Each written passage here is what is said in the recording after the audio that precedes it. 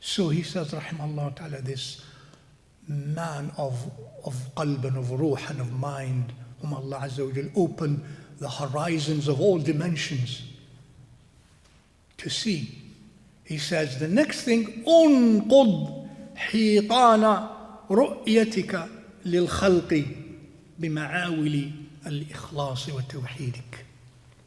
So he says, then demolish the walls, the fortified walls of what? What are those walls of? Of you looking and being mindful of the khalq. أنقض حيطان رؤيتك للخلق والتقيد بهم. Then demolish those walls of your constant, limited in this sense that I've explained, awareness. He says, literally, رؤيتك, your vision, and that means an internal vision, an intellectual, mental, and psychological vision, like the way I expressed.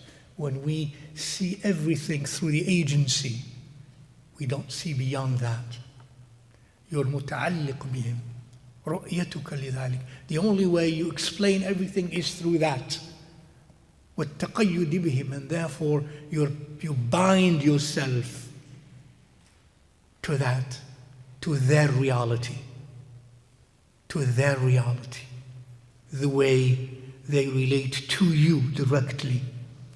That's where your existence, the new existence, ends. He says, that's a wall. That's even a bigger wall. Demolish it. With what? With ikhlas. And ikhlas here is like sidq. Ikhlas. Well, why did he say ikhlas? Because as I interact with the creatures, and I see them and I interact with them, I begin to be bound to them, be too aware of them, rely on them, fear them, intimidated by them, hate them, love them excessively. As I do that, when I want something, the first thing I run to them and I rely on them and I demand from them. For example, رؤيتي للخلق. They become the direct operative causes in my decisions.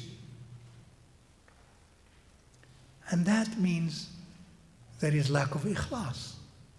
I introduce them instead of course, what he's leading here, instead of Allah Azza wa Jal.